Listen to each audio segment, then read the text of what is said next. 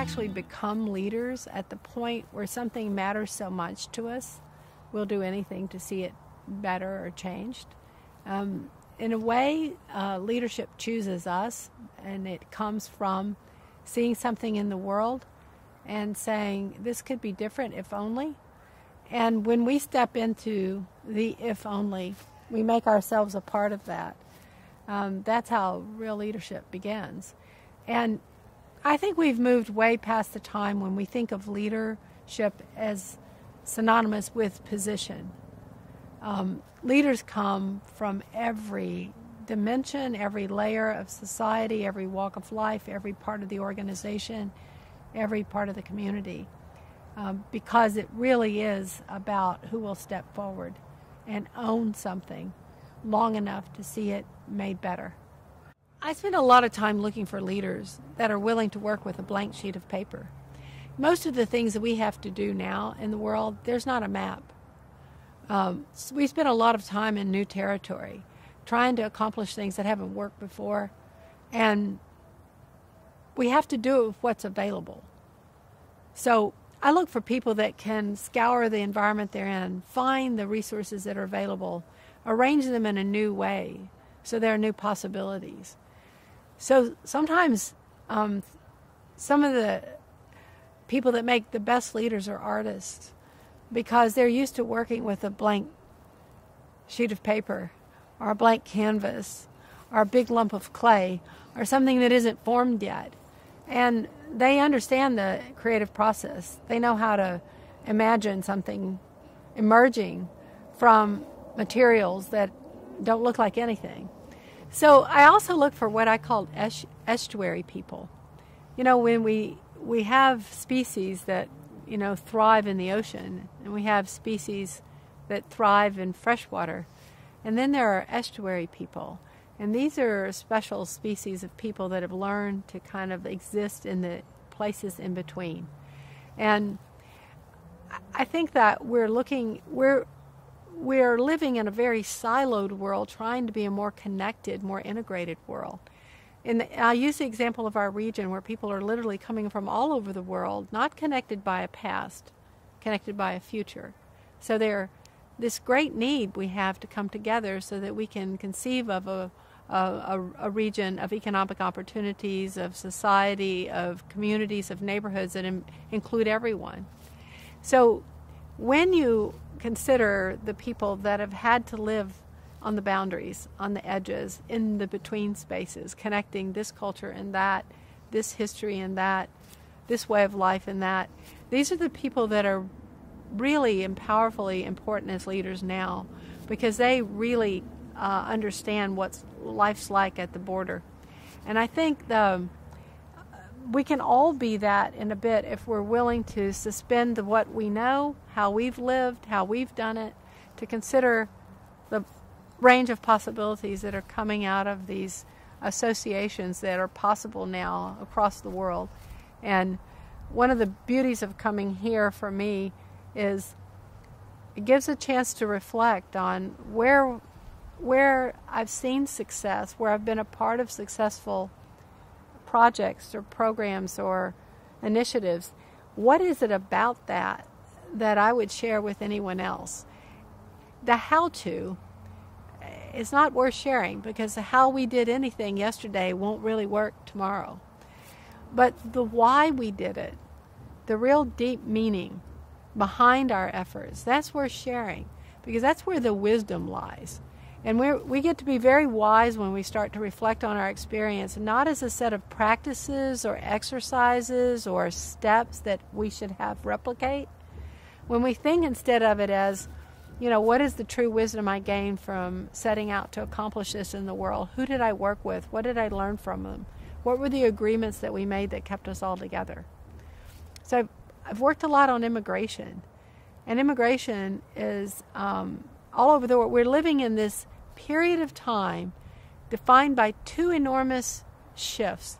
One is many more of us now live in cities than live in rural areas.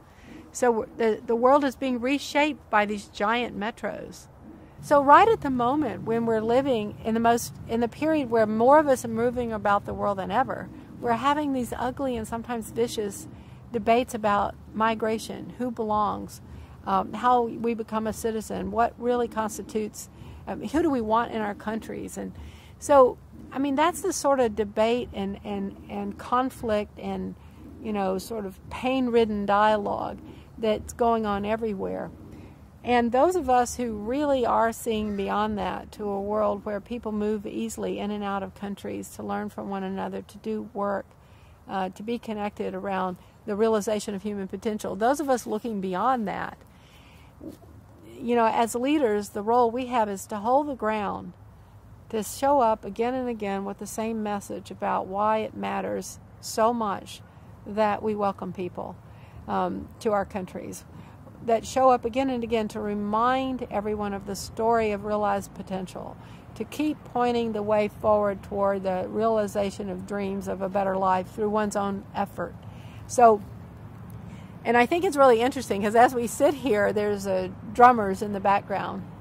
And these drummers have kept up a steady drumbeat as I've been speaking. And most of the change in the world, the leadership that ends up mattering is the leadership that can keep up the steady drumbeat. It's not the loud screaming voices at the edge, and it's not the marchers in the streets always. It's those that year over year, day after day, one conversation at a time, one speech at a time, one book at a time, one program at a time, keep declaring the world as a place of opportunity for everyone. So when we keep putting that out there again and again in everything we do, step by step, it paves the way. So I think it's no accident there's some great drummers, and we should just remember that whatever we're doing, it's the slow, steady drumbeat that really matters. I think the leadership that matters most is in the world where things aren't as defined and we face enormous disruptions and the pace of things has really increased.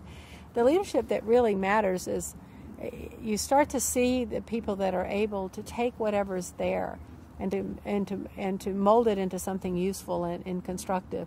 They're not waiting. I like to say no one is coming. They're not waiting for someone bigger, better, smarter, for a time when there are more resources or governments are functioning better or the economy's improved. They're starting with what they have and they're moving forward. The second thing that really turns out to be very, very powerful, leaders who pay close attention to the quality of their relationships. People that are willing to tend the friendships and connections that they've built over years so that trust is maintained. Because when we're faced with something unexpected every day, what turns out to matter a great deal about whether or not we can work together is not resources or rules, not regulations or definitions and plans. What really turns out to matter is how much we trust one another, what we know about one another's ability and capacity for caring and perseverance. So tending to relationships, enormously important. And the third thing is really to maintain a heart of an explorer. We set our course by a point on the horizon, some realization of a dream or a better world of some kind. It's a picture we have in our mind. We're constantly steering toward it. But I think we all have to understand now that the course itself can be shifted. We might have a favorable wind. We might have a rough sea. We might have the completely unexpected storm that also creates a possibility. So it's focusing on the world we're moving to and what we want to see in that, and understanding that the how we do it, the what we might do to accomplish it can change. So I think a fourth thing I think leaders have to be very good at is knowing what to let go of. We never let go of what our true deep intention, the why motivation we hang on to. But the how, sometimes how we did it yesterday, it might have worked beautifully, but that doesn't work anymore. And we have to be willing to hold a funeral for the thing that was glorious and wonderful, but it's ended. And then we have to let go of that and use what we've got to create a new way forward. So I think it's all about the leaders who want to make the world a more connected place where people realize potential through their own efforts, where no one's marginalized, where no one's left out of the equation. So that's the world that I live in. That's the people I work with, and that's my purpose, just for people to have an opportunity to use their gifts. My dream is of realized potential and the elimination of unnecessary suffering.